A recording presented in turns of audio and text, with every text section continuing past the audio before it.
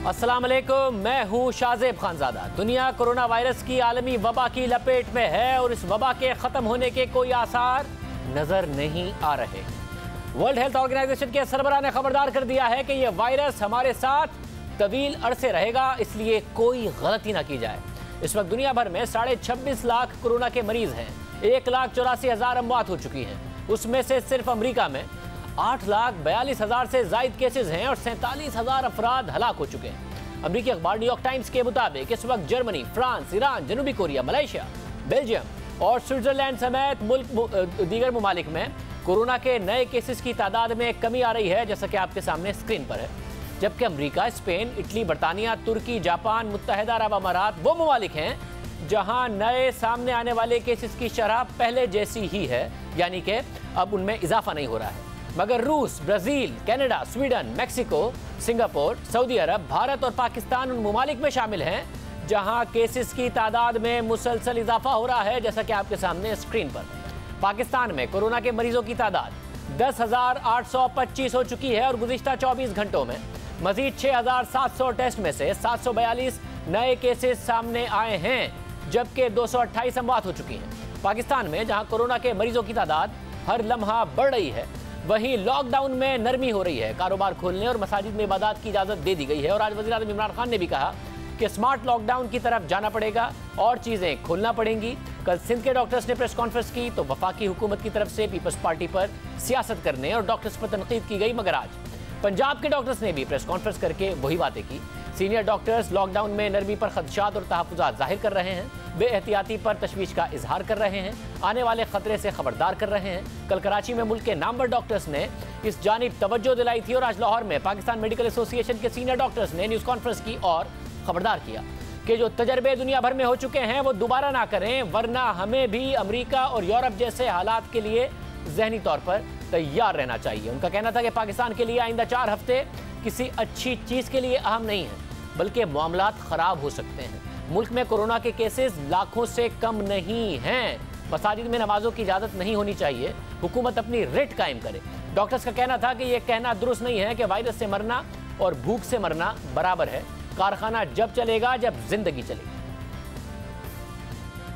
जो Saudi government हुकूमत ने फैसले किए हैं, जो दुबई की गवर्नमेंट ने फैसले किए हैं, एज अ मुस्लिम कंट्रीज जो फैसले किए हैं, हमें भी पाकिस्तान को उन्हीं फैसलों के साथ चलते रिट ऑफ द गवर्नमेंट जो है उसको इस्टेब्लिश करना होगा। दरख्वास्त करना चाहूँगा कि खुदारा किसी इस तजर्बागाह को आज जिस तरीके से ग्राफ बढ़ा, 10,000 से हमारे लोग ज़्यादा यहाँ पे अब इफेक्ट हो गए हैं और जबकि हम लोग अभी उनके जो है टेस्ट करने की कैपेसिटी नहीं करते। यकीन जाने ये हज़ारों में नहीं है, अल्लाह माफ़ करे, ये माफ़ करे, इसकी तादाद बहुत ज़्यादा है। कहते बड़ा अजीब लगेगा अगर कहें कि ये लाखों में है, लेकिन इससे ये कमतर कतई तौर पे नहीं है। अभी थोड़ा सा जो रिलीफ किया है उसके अंदर ही आप देखते हैं कराची के अंदर क्या हो रहा है, लाहौर के अंदर क्या हो रहा है, पिंडी के अंदर क्या हो रहा है और हमारे बाकी शहरों में और देहात के अंदर क्या हो रहा है। तो हम ये समझते हैं कि इस लॉकडाउन पॉलिसी को बड़ा मौसर तरीके से इम्प्लीमेंट करना चाहिए और इस लॉकडाउन पॉलिसी के अंदर मजहबी रसूमात और मजहबी हमारी अकीदत है उसके ऊपर भी इसकी पाबंदी होनी चाहिए। कारखाने के अंदर भी उसी वक्त ये चलेगी कि जब अगर कारखाने के अंदर हम लोग बैठे हैं तो फिर कारखाने के साथ ये चीज़ें जो आके आ सकती हैं। जब कि कारखाना चलेगा, जब ज़िंदगी चलेगी तो फिर ये सारी चीज़ें आगे आएगी और उस वक्त कारखाना और ज़िंदगी चलेगी जब सेहत होगी, जब हमारे साथ ये सब चीज़ें होंगी। जिस खतरे का इजहार आज लाहौर में सीनियर डॉक्टर्स ने किया है, इसी खतरे का इजहार गुज़िश्ता रोज़ कराची के सीनियर डॉक्टर्स ने भी किया था और लॉकडाउन सख्त करने के साथ उलमा और ताजिरों से ताउन की अपील की थी। उन्होंने उलमा से कहा था कि वह मसाजिद में नमाज की इजाज़त देने का फैसला खुद वापस ले लें और ताजिरों से भी अपील की थी कि वो जो कारोबार खोलने की बात कर रहे हैं वो अभी ना करें। जहाँ रश होगा वहाँ पर कोरोना फैलेगा और मई में सूरत हाल बहुत ख़राब हो जाएगी। मुल्क के डॉक्टर सूरत हाल की संगीनी का एहसास दिला रहे हैं, दुनिया के तजर्बात की रोशनी में अपने खदशात बता रहे हैं ताकि मामलात हाथ से ना निकल जाएं। मगर कल जब कराची में सीनियर डॉक्टर्स ने न्यूज़ कॉन्फ्रेंस की, लॉकडाउन सख्त करने का मुतालबा किया तो तहरीक इंसाफ के रहनुमा शहबाज गिल ने उन पर सियासत करने का इल्ज़ाम लगाया। तो डॉक्टर साहबान है बुनियादी तौर पर ये सियासत कर रहे हैं और ये पाकिस्तान पीपल्स पार्टी की हुकूमत के कहने पे सियासत कर रहे हैं। अच्छा? ये इन्होंने खुद से प्रेस कॉन्फ्रेंस नहीं की। अच्छा? ये इनसे प्रेस कॉन्फ्रेंस करवाई गई है। डॉक्टर्स के ऊपर हम इस तरह का अगर इल्जाम लगाएं कि क्राइसिस नहीं, डॉक्टर्स को क्यों नहीं कह सकते? नहीं, डॉक्टर्स को क्यों नहीं कह सकते? सर, डॉक्टर ने एमएस नहीं बनना होता हॉस्पिटल का। डॉक्टर ने लुक्रेटिव पोजीशंस नहीं लेनी होती। अच्छा जी। डॉक्टर्स को आप क्यों नहीं कह सकते? डॉक्टर्स ठेकों में फैसले नहीं करते, डॉक्टर करप्शन में इन्वॉल्व नहीं इस मुल्क में कभी हुए। इसको सियासी दे रहे, या इसके ग्राउंड रियलिटीज नहीं देख रहे। इनके नजदीक गरीबों का कोई लेना देना नहीं, वो भले मर जाए। शहबाज गिल के इल्जाम पर कराची में न्यूज़ कॉन्फ्रेंस में शामिल डॉक्टर साद खालिद ने अफसोस और दुख का इजहार किया। जियो न्यूज़ से गुफ्तगू में उनका कहना था कि वज़ीर आज़म के मुआविन खुसूसी खुद कह रहे हैं कि आइंदा 4 हफ्ते अहम हैं, और हमने ये बात इजाद शुमार के साथ बताई है कि अगर लॉकडाउन की ज़रूरत थी तो उस वक्त शदीद ज़रूरत है। मुझे अफसोस और बहुत दुख हुआ इस बात को सुनकर। मैं हैरान हूँ। हम आपको एक प्रॉब्लम हाईलाइट करके दे रहे हैं जो कि मसला है।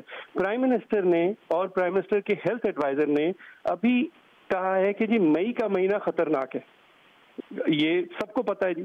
अब हम उसी चीज को नंबर्स के हिसाब से बता रहे हैं कि इस वक्त कराची की सिचुएशन ये है। हम लोगों को ये कह रहे हैं कि अल्लाह ना करे कि ये बढ़े ना बढ़े, वेरी गुड।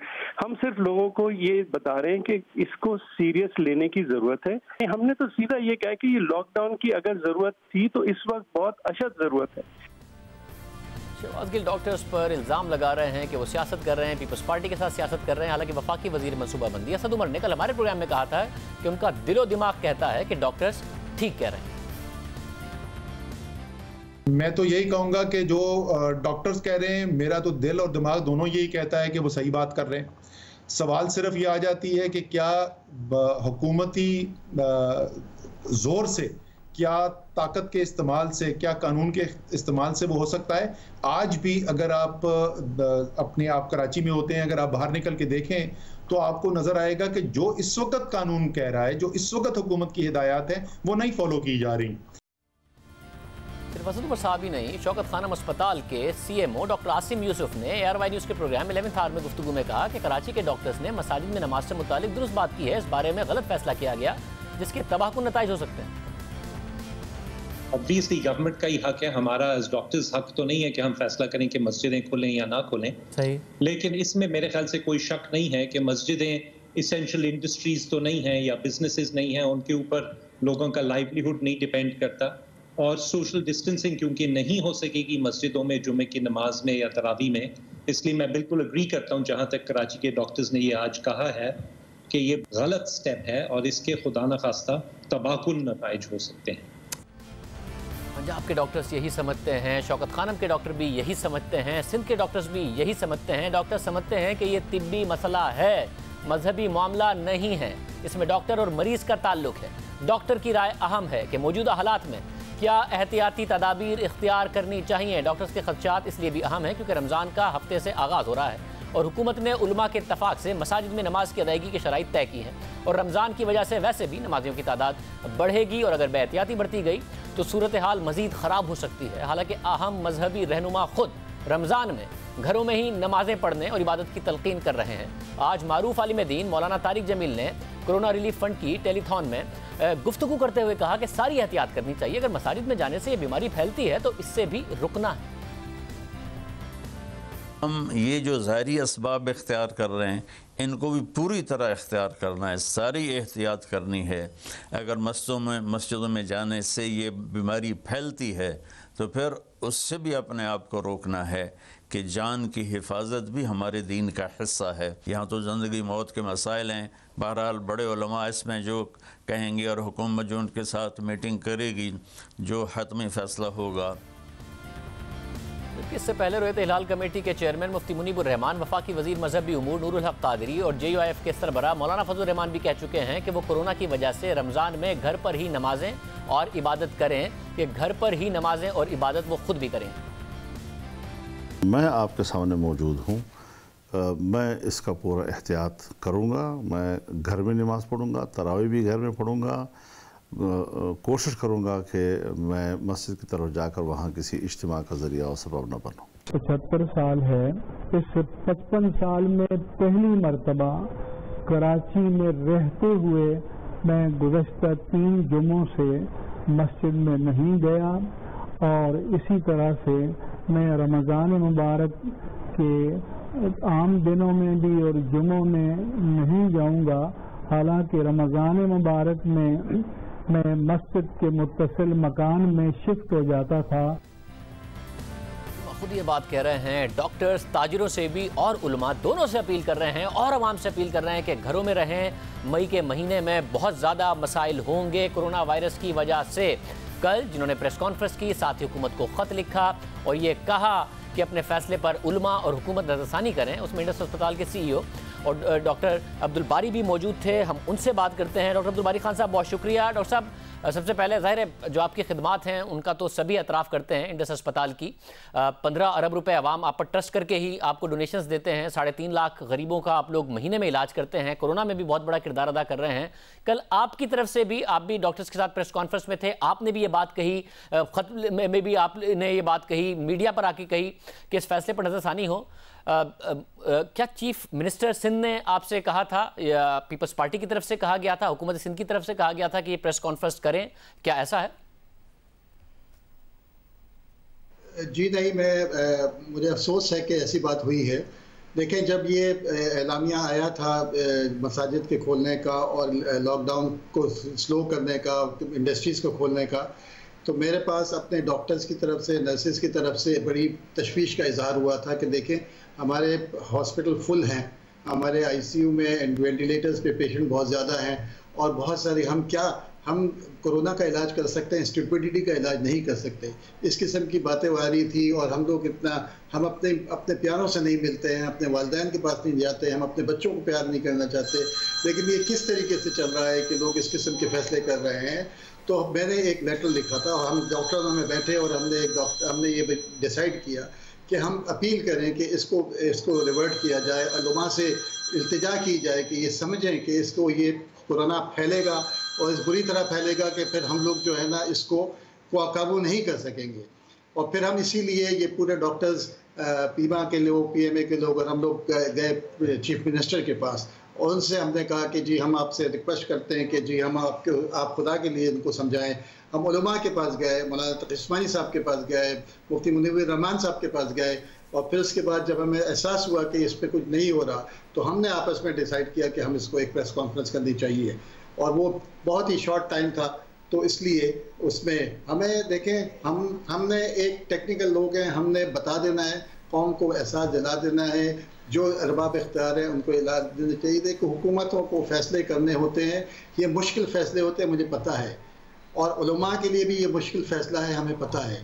तो इसको किसी ने तो, और ये जहाँ पर जो टेक्निकल मसला हो, हेल्थ केयर का मसला हो, वहाँ पर डॉक्टरों की तजवीज़ को मुकद्दम रखा जाता है। हमसे रिक्वेस्ट की थी, अगर आप लोगों को इसमें कोई इश्काल है तो हमारे कंधों पर रख दें कि जी डॉक्टर ये कह रहे हैं। और डॉक्टर जब किसी मरीज़ डॉक्टर के पास जाता है और कहता है मैं रोज़ा रखूँ ना रखूँ, चाहे वो आलिम हो, चाहे वो आम मरीज़ हो या कोई टेक्नोक्रेट भी हो, वो जब डॉक्टर कहता है कि इसको आप रोज़ा न रखें तो वो उसकी बात को मानते हैं डॉक्टर। तो इसी चीज़ हमने कहा था कि इसको करें। अगर ये नहीं किया गया तो ऐसी वबा, हमारा हेल्थ केयर स्ट्रक्चर इतना फ्रेजाइल है कि हम जो है ना इसको बर्दाश्त नहीं कर सकेंगे। हम रोडों पे लोगों का इलाज करना होगा और फिर जो है ना जब काबू से बात निकल जाएगी, हाथ से निकल जाएगी। मैंने सदर पाकिस्तान से भी बात की, उन्होंने मुझे बताया कि वहाँ पर दो तजावीज़ हैं कि जी एक तो ये है कि अगर SOP को फॉलो नहीं करेंगे वो उस मस्जिद को बंद कर दें। मैंने कहा कौन सा मुसलमान ऐसा होगा जो मस्जिद को सील करेगा। फिर दूसरा ये था कि जी आप अगर कोरोना के मर्ज बढ़ जाए तो फिर आप इसको अपनी नज़रसानी करेंगे, उसको बंद कर सकें। देखिए, जब पानी सर से गुजर जाए और इतने मरीज बढ़ जाए उस वक्त फैसला करने की उस वक्त क्या फ़ायदा होगा, फैसला किया जाएगा। और डॉक्टर साहब, जब आपने उलमा से कहा तो उलमा ने क्या जवाब दिया? फिर जब आप चीफ मिनिस्टर इन सबके पास गए, उन्होंने क्या जवाब दिया? जब आपने खुद ही कहा डॉक्टर्स ने कि आप हम पर डाल दें, जो भी बात है, जो भी मामला है, हम इसकी जिम्मेदारी लेने को तैयार है, तो क्या कहा?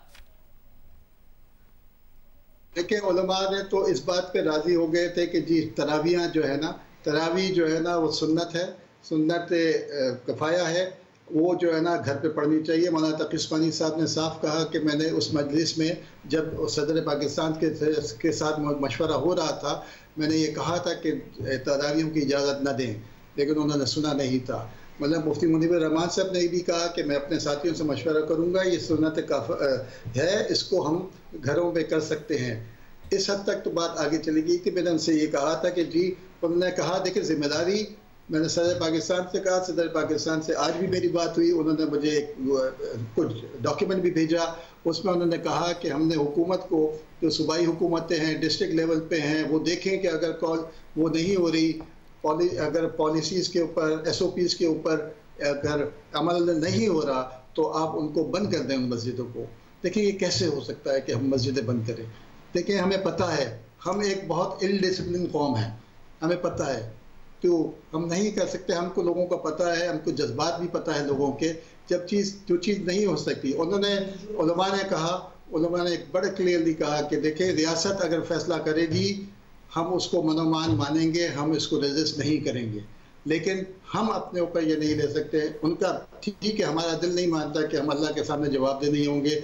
मेरे साथ डॉक्टर साहब नियाज थे, उन्होंने बड़ा क्लियरली कहा कि जी आप हमारे पे डाल दें, जब मैं अल्लाह ताला के सामने पेश होऊंगा तो मैं कहूँगा कि जी हमने कहा था, कि जी हम डॉक्टरों ने कहा था कि ये इससे फैलेगा मर्ज। अगर मेरे से गलती हुई होगी, गलत फैसला हुआ होगा, मैं अल्लाह से माफ़ी मांगूंगा, और अगर मेरा सही फैसला हुआ तो अल्लाह ताला मुझे उसका अजर देगा। डॉक्टर साहब ये बताइएगा कि इस वक्त ज़ाहिर सिंध की बात हो या फिर अब तो पंजाब के डॉक्टर्स ने भी कहा कि जो आप लोगों की तरफ से बात थी वो दुरुस्त थी। अगर मई के महीने में हम जा रहे हैं और आप लोग कह रहे हैं कि बहुत ज़्यादा बुरी सूरत हाल होगी, पाकिस्तान के अस्पतालों में कैपेसिटी नहीं होगी, आप कह रहे हैं पूरे मुल्क में, सिर्फ सिंध ही नहीं और दूसरे सूबों में भी, और बहुत बुरी सूरत हाल हो सकती है अगर एहतियात ना की गई। मैं तो अल्लाह से दुआ करता हूँ कि हमारे सारे अंदाजे गलत हों, हमारे सारे अंदाज़ा गलत हो। जब हम एक्सपो सेंटर का ये जो आइसोलेशन सेंटर बन रहा था, पहली दफ़ा वहाँ पर मैंने लोगों को कहा कि अल्लाह करे कि इसको इस्तेमाल करने की ज़रूरत ना पड़े। हम सब की ये दुआ है कि अल्लाह मियाँ हमको इस इम्तिहान में ना डाले। लेकिन ये प्रोजेक्शन, हम पाकिस्तान पूरी दुनिया से अलग नहीं है, हमने सबको इसी तरीके से जाते हुए देखा है। आपने चाइना को भी देखा किस तरीके से उन्हें स्पीडी एक्शन किया, लॉकडाउन किया, 3 महीने के लिए लॉकडाउन किया गया था वुहान सिटी को। अब वहाँ पर एक केस भी नहीं था। अगर चाइना के अलावा किसी और मुल्क में ये शुरू होता तो दुनिया का इससे ज़्यादा बुरा हाल होता। लेकिन हमें तो पता है, हम देख रहे हैं कि अमेरिका में क्या हो रहा है, उनके हेल्थ केयर सिस्टम कितने स्ट्रॉन्ग है, इटली में क्या हो रहा है, यूके में क्या हो रहा है। यूके ने ये सोचा था कि हर्ड इम्यूनिटी डेवलप होगी, लेकिन आपने देखा कि वहाँ क्या हालात हैं, कितने लोग मर रहे हैं। फिर उनको सब कुछ चेंज करना पड़ा, स्ट्रेटजी चेंज करनी पड़ी। हम दूसरों के से क्यों नहीं सीखते? हम री इन्वेंट द व्हील क्यों करना चाहते हैं? हम क्यों अपनी गलतियों से सीखना चाहते हैं? हम दूसरों की गलतियों से क्यों नहीं सीखना चाहते? मैं हाथ जोड़कर इल्तिजा करता हूँ सब लोगों से, आम लोगों से, कि खुदारा बगैर किसी वजह के अपने घर से ना निकले। मैं तमाम उलमा मेरे लिए काबिल एहतराम हैं, मैंने उनसे यही कहा था कि जी हम रिक्वेस्ट कर रहे हैं खुदा के लिए, हम आपके पास हाथ जोड़ते हैं, आपके पैर पकड़ते हैं कि जी आप इस बात को समझने की कोशिश करें कि ये इससे फैलेगा। हम तमाम लोगों से अभी भी डॉक्टर देखिए, हम तो अपना काम करते रहेंगे, कुछ उसके बाद सबसे ज़्यादा जो फ्रंट लाइन पे जो लोग हैं, ये डिफेंस लाइन है, इस वक्त फ्रंट लाइन कम्युनिटी है, ये वहाँ पहुँच चुका है। जब तक वो रिएक्ट नहीं करेंगे तो फिर फाइनल लाइन पे, डिफेंस लाइन पे आना पड़ेगा, जो डॉक्टर और हेल्थ केयर वर्कर्स हैं। और हेल्थ केयर वर्कर्स ज़्यादा प्रोन होते हैं इनको इन्फेक्शन लगने का। इन स्पाइट ऑफ सारी प्रोटेक्शन करने के बावजूद भी उनको इन्फेक्शन भी बहुत सीवियर किस्म का होता है। उनको पता है डेटा से कि उनके चांसेस वेंटिलेटर पर जाने के ज़्यादा हैं। उनको ये भी पता है कि उनकी अमवात आम आदमी से ज़्यादा होगी, लेकिन वो लोग डटे हुए हैं अपनी जगह के ऊपर। लेकिन वो जब ये समझते हैं कि दूसरे लोग उस चीज़ को अहमियत ही नहीं दे रहे, उस चीज़ के अंदर अपना हिस्सा नहीं डाल रहे हैं, तो वो यकीनन उनके ऊपर एक तशवीश का एहसास होता है। अगर जब हेल्थ वर्कर नहीं होंगे तो कौन इलाज करेगा? इन लोगों का अस्पतालों में आएंगे। बहुत शुक्रिया डॉक्टर बारी खान हमारे साथ मौजूद थे, गुफ्तगू आपने सुनी। इसी तरह अब मामला ये है कि अगर सूरत हाल बिगड़ती है, जो कि अल्लाह करे कि ना बिगड़े, तो पाकिस्तान के अस्पतालों में कैपेसिटी नहीं है। डॉन अखबार के मुताबिक पंजाब के सरकारी अस्पतालों में इस वक्त टोटल 1245 वेंटिलेटर्स हैं, जिनमें से 77 वेंटिलेटर्स ख़राब हैं। उनमें से 26 वेंटिलेटर्स वो हैं जो लाहौर के अस्पतालों में हैं, जहाँ कोरोना के मरीजों की तादाद ज़्यादा है। बाकी 85% वेंटिलेटर्स ऐसे मरीजों के ज़ेर इस्तेमाल हैं जिन्हें कोरोना नहीं है। यानी इस वक्त पंजाब में 175 के करीब वेंटिलेटर्स दस्तियाब हैं, जबकि कोरोना के मरीजों की तादाद 4600 है। 58 अफराद हलाक हो चुके हैं और 17 अफराद की हालत तशवीशनाक है। यानी पाकिस्तान के सबसे बड़े सूबे में इस खबर के मुताबिक, जिसकी आबादी 11 करोड़ है, वहाँ 175 वेंटिलेटर्स दस्तियाब हैं कोरोना के मरीजों के लिए। वज़ीर सेहत पंजाब डॉक्टर यास्मीन राशिद हमारे साथ मौजूद हैं। डॉक्टर साहबा बहुत शुक्रिया। डॉक्टर साहबा, कल कराची के डॉक्टरों ने कहा था, आज पंजाब के डॉक्टरों ने भी कहा कि सूरत हाल बहुत ज़्यादा ख़राब हो सकती है, लाख से ऊपर हो सकता है कि इस वक्त मरीज़ हों, टेस्ट हो रहे हैं तो और तादाद सामने आ रही है। वो कह रहे हैं कि बेहतर था कि लॉकडाउन को बरकरार रखा जाता, जो नमाज पढ़ने की मस्जिद में इजाज़त है वो ना दी जाती और हुकूमत इस हवाले से नज़रसानी करे। आपको भी लगता है कि ज़ाहिर रश होगा, वहाँ पर मामला ऐसा होगा कि फैल सकता है बहुत ज़्यादा वायरस? ये बिल्कुल आप सही फरमा रहे हैं, लेकिन आपके सामने ही हैं, हम लोगों ने हर तरीके से कोशिश कर रहे हैं। जब उन्होंने कहा कि जी पढ़नी ज़रूर है नमाज, तो एक तो ये पाबंदी लगाई है कि 60 साल से ज़्यादा उम्र का बंदा कोई ना जाए मस्जिद के अंदर। इसके बाद ये भी कहा गया है कि जिन लोगों को खुदा न खास्ता कोई कोमॉर्बिडिटी या डायबिटिक है, हाइपरटेंसिव हैं, वो मेहरबानी करके ना जाएं पढ़ने के लिए। प्रॉपर डिस्टेंसिंग होनी चाहिए, 6-6 फुट का फासला दरमियान में होना चाहिए अगर सब ने जिन्होंने पढ़नी है जाके नमाज। कोशिश तो पूरी की जा रही है, लेकिन ये बात जो है ये लोगों को भी समझनी चाहिए। आपको पता है कि लोग जो हैं उनको इस बात की अपनी हिफाजत, पर्सनल हिफाजत एक हद तक हुकूमत कर सकती है, आपकी खुद भी अपनी हिफाजत करना बहुत ज़रूरी है और लोगों को अपनी हिफाजत के लिए हर किस्म का कदम उठाना चाहिए। आपके सामने है जितनी मेरा ख़ास है इस वक्त अवेयरनेस की मूवमेंट हमने इस वक्त की भी है, लोगों को पता होना चाहिए कि हम अगर अपने आप को सोशल डिस्टेंसिंग करेंगे तो उसका फ़ायदा होगा और अगर कुर्बत रखेंगे तो उसका नुकसान होगा। डॉक्टर साहब, 50 साल से ज़्यादा उम्र के लोगों को मना कर दिया, पहले जब वो नहीं मान रहे थे तो अब कैसे मान जाएंगे? और आप खुद ही कहती हैं कि घरों में बुजुर्गों से दूर रहिए। जो हमारा फैमिली सिस्टम है उसमें अगर 50 साल से कम के लोग नमाज पढ़ने जाएंगे, अगर उनको वायरस लग गया वापस आएंगे तो घर में किसी को लगा देंगे। अगर वो घर में मिलने वालों से कहाँ रुकेंगे अगर ना रुकने का ही मसला है? तो आप समझती नहीं है कि ये तो फैलेगा ही फिर किसी भी सूरत? देखिए, मेरा ख्याल है शाहज़ेब, इम्पॉर्टेंट ये चीज़ है। मैं भी एक बुज़ुर्ग हूँ। एक तो मैं अपने घर जब जाती हूँ तो मेरे भी पोते पोतियाँ सब मेरे पास आना चाहते हैं, मेरे करीब आके बैठना चाहते हैं। मैं खुद उनको कहती हूँ कि बेटा आप मुझसे दूर बैठे, क्योंकि मैं तो सारा दिन अपने आप को बहुत हद तक एक्सपोज भी करती हूँ। और हम पूरी कोशिश करते हैं कि मैंने तो बहुत दफ़ा आप लोगों के प्रोग्राम की वसादत से ये लोगों से कहा है कि आप मेहरबानी करके घर जाके, कोई ज़रूरी नहीं कि अम्मी के गले ज़रूर लगें या वालिद साहब को ज़रूर बगलगीर हों। वजह यह है कि ये वो आपके माँ बाप हैं जिनका आप हर तरीके से ख्याल करें, उनसे थोड़ा सा दूर रहिए। हो सके तो उनको अलहदा कमरे में ज़रूर रखें ताकि वो अपने आप को ज़्यादा एक्सपोज ना करेंगे। मुश्किल वक्त है, इंशाल्लाह गुजर जाएगा, लेकिन हमें अपने बुज़ुर्गों का ख्याल करना चाहिए। मगर डॉक्टर साहब, ज़ाहिर है सबकी ज़िंदगी अहम है, आपकी और आपकी टीम की ज़िंदगी भी बहुत अहम है। आप आवाम को तो कहती हैं कि इन तमाम चीज़ों पर अमल कीजिए, मगर आप जब प्रेस कॉन्फ्रेंस करती हैं तो आपने खुद मास्क नहीं पहना होता, आपके करीब बहुत ज़्यादा लोग बैठे होते हैं, आपने वो फासला नहीं इख्तियार किया होता। आप आवाम को कहती हैं, खुद इसको प्रैक्टिस नहीं करती हैं।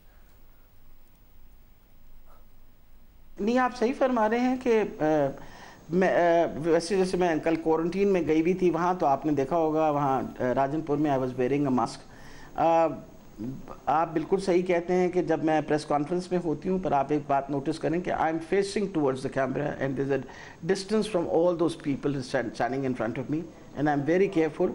आई try my level best to keep distance, लेकिन मेरी पोजीशन इस तरह की है कि अगर मैं अपने आप को बहुत पीछे कर लूँ तो फिर तो वो वाली बात है ना, who is going to lead from the front. It becomes a little difficult for me. जिस तरह आप लीड फ्रॉम द फ्रंट कर रही हैं वो लाजमी है, मगर आपकी तरफ से जब आवाम को कहा जाता है तो आप खुद क्या करती हैं वो भी बहुत लाजमी है, मैसेजिंग बहुत लाजमी।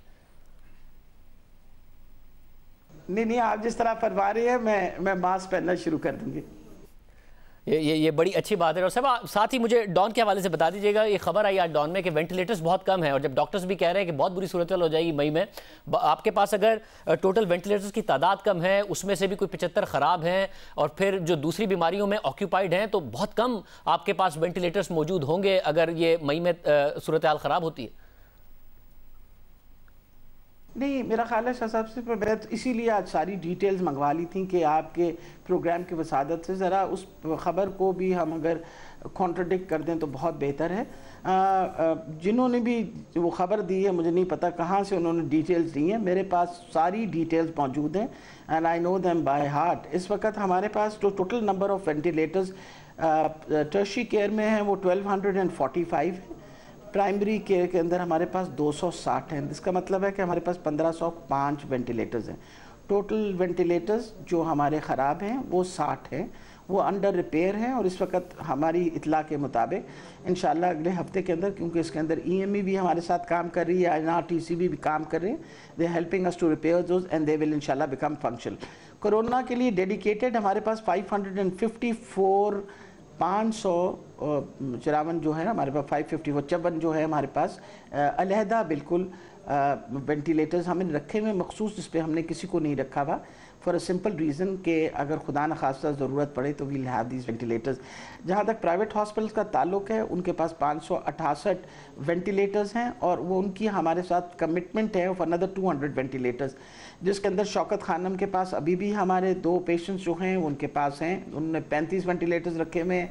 इसी तरीके से डॉक्टर्स हॉस्पिटल में हैं, इसी तरीके से अपना नेशनल हॉस्पिटल वगैरह और बहुत सारे प्राइवेट जो हमारे मेडिकल कॉलेजेस हैं उन्होंने अपने हॉस्पिटल्स के अंदर वेंटिलेटर्स की प्रोविज़न रखी हुई है। सिर्फ अगर खुदा न खास्ता नंबर ऑफ़ पेशेंट्स इंक्रीज तो they will be there to help us. So overall अगर मैं कहूँ कि हमारे पास कोरोना डेडिकेटेड 554 वेंटिलेटर्स हैं तो we would be having another help from the private sector also regarding ventilators.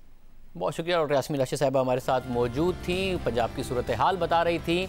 साथ ही एक अहम मामला यह है कि अब तक अमेरिका में 47,000 अमवात हो चुकी हैं, मगर अब जो खबरें सामने आ रही हैं वो मज़ीद तशवीशनाक हैं। अमेरिका में कोरोना के जो मरीज़ अब सामने आ रहे हैं उनके हवाले से रॉयटर्स ने चौंका देने वाली रिपोर्ट शाया की है। उसके मुताबिक मार्च में जब कोरोना वायरस न्यूयॉर्क में फैलने लगा तो वहाँ के डॉक्टर्स ने मरीजों के खून के हवाले से एक अजीब चीज़ नोट की कि खून गाढ़ा हो रहा है और खून जम रहा है। मुख्तलिफ आज़ा में खून जमा हुआ है, यानी क्लॉटिंग बनी हुई है। और न्यूयॉर्क के अस्पताल के डॉक्टर ने नोटिस किया कि गुर्दों के डायलिसिस में इस्तेमाल होने वाले आलात क्लॉटिंग की वजह से बंद हो रहे हैं। कोरोना वायरस से मुतासिर होने वाले मरीजों के मुख्तलिफ आज़ा का मुआयना करने के बाद डॉक्टर्स इस नतीजे पर पहुंचे कि कोरोना वायरस सिर्फ फेफड़ों तक महदूद नहीं है, बल्कि डॉक्टर्स के मुताबिक एक नौजवान मरीज को कोरोना वायरस की वजह से स्ट्रोक हुआ।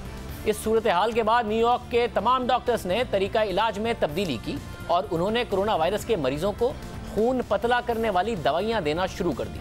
न्यूयॉर्क अस्पताल में काम करने वाले डॉक्टर्स ने बताया कि हो सकता है कि खून पतला करके हम मर्ज की शिद्दत को कम कर दें, मगर नया तरीका इलाज तमाम मरीजों के लिए नहीं है, क्योंकि कुछ हाई रिस्क मरीजों का खून पतला करने से खदशा है कि उनके दिमाग और दीगर आज़ा से खून बहना शुरू हो जाएगा।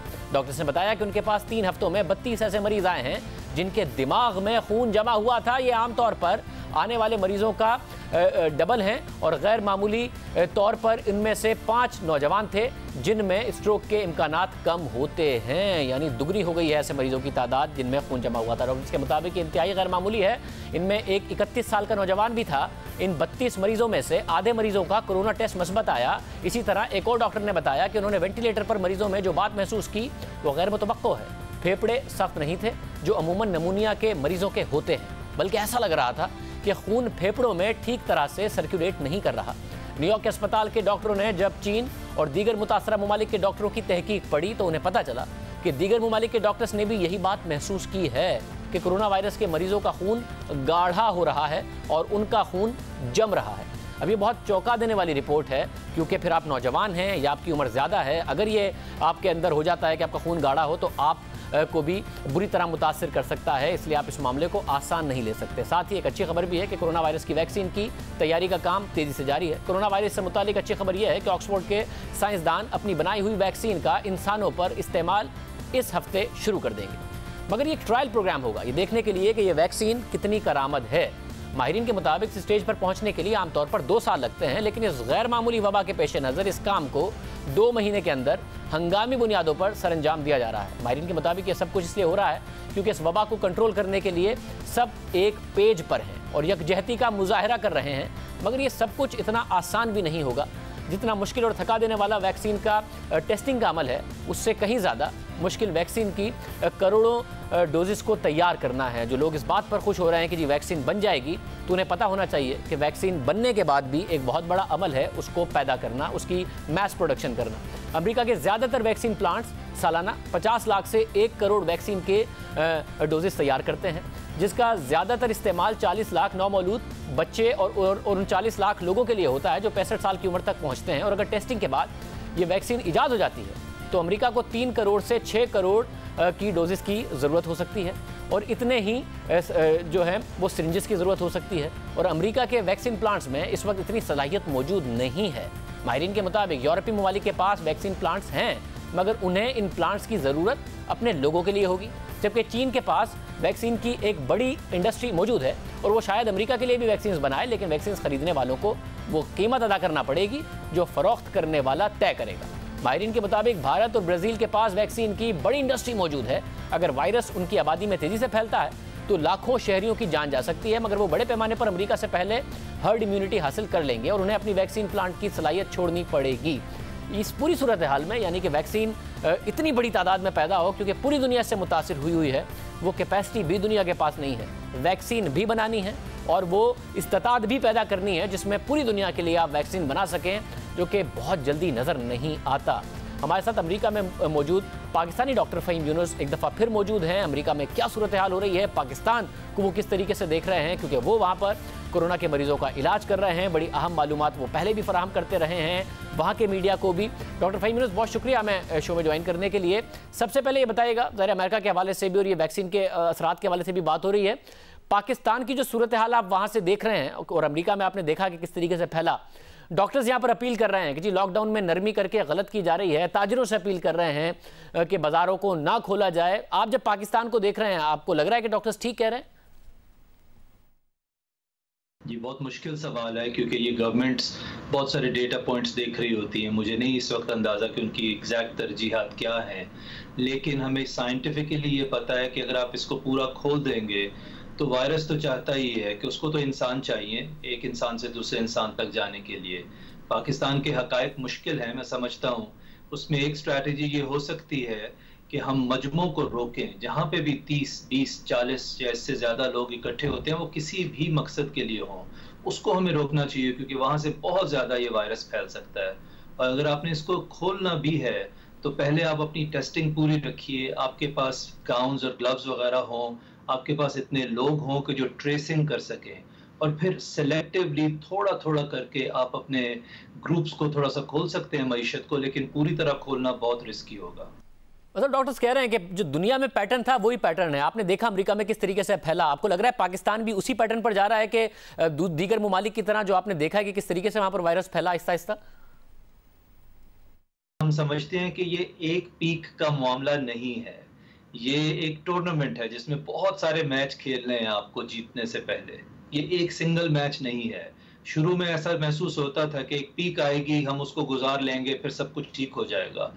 ऐसा नजर नहीं आ रहा हमें, क्योंकि जब स्कूल खुलेंगे स्कूलों से एक और तरह की पीक आ सकती है। जब सर्दियां आएंगी और ये वायरस हो सकता है इन्फ्लुएंजा और दूसरे वायरसेस के साथ उस सीजन में मिक्स हो, तो ये बहुत सारी पीक्स इसकी अभी आगे आना बाकी हैं। दुनिया पूरे ग्लोबल लेवल पे, पाकिस्तान में क्या हालात होंगे अल्लाह बेहतर जानता है, लेकिन हमें एक बहुत लंबे सफर के लिए तैयार रहना है यहाँ।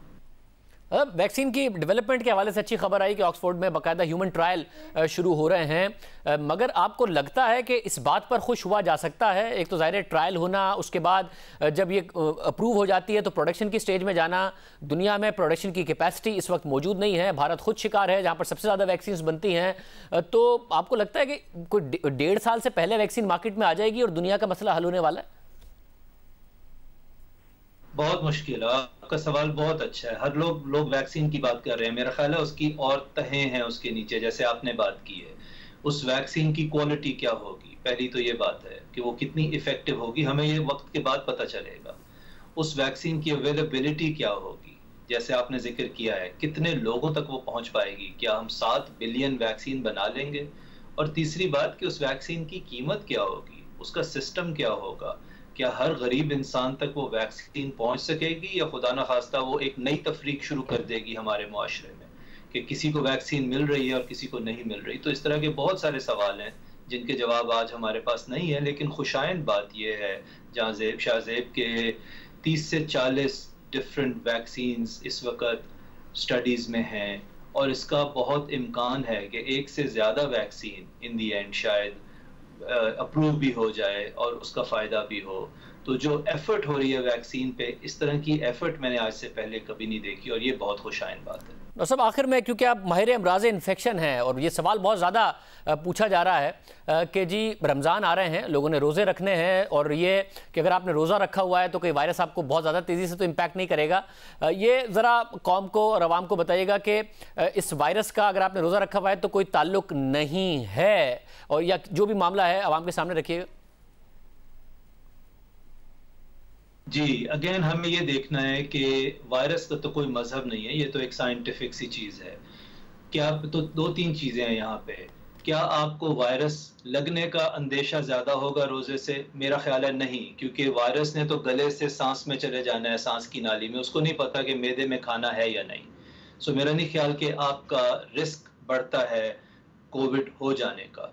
कई लोगों का ये ख्याल है कि क़ुव्वत मुदाफ़ियत शायद कमज़ोर हो जाए रमज़ान में, इसलिए रोज़े नहीं रखने चाहिए। इसके ऊपर भी जो स्टडीज़ हैं वो एक्चुअली ये साबित करती हैं कि खाना पीना छोड़ देने से क़ुव्वत मुदाफ़ियत बढ़ती है, कम नहीं होती। तो मेरा ख्याल है उसकी भी कोई ऐसी फ़िक्र नहीं है। जो चीज़ें लोगों को करने की हैं वो ये कि तंबाकू नोशी छोड़ दें, उससे ज़रूर उनके लंग्स को फ़र्क पड़ेगा। या अगर हम बड़े बड़े इज्तिमाआत में इकट्ठे हो रहे हैं रमज़ान के दौरान, तो उससे ज़रूर इसकी ग्रोथ को फ़र्क पड़ेगा। तो वो चीज़ें हैं जिनसे हमें परहेज़ करनी चाहिए। लेकिन जहाँ तक खाने पीने का और रोज़े में इसके बढ़ जाने का ताल्लुक है, इसके बारे में कोई ऐसी तहकीक नहीं है जो इस तरह का खौफ रखती हो। बहुत शुक्रिया डॉक्टर फ़हीम यूनुस हमारे साथ मौजूद थे। प्रोग्राम में एक ब्रेक, उसके बाद आपके सामने ऐसे दिलचस्प हक़ाइक़ रखेंगे जो बता रहे हैं कि कैसे एक वायरस किसी की किस्मत बदल सकता है, किसी की अच्छी सिमत में और किसी की बहुत बुरी सिमत में। ऐसे मामला आपके सामने रखेंगे दुनिया भर से। हमारे साथ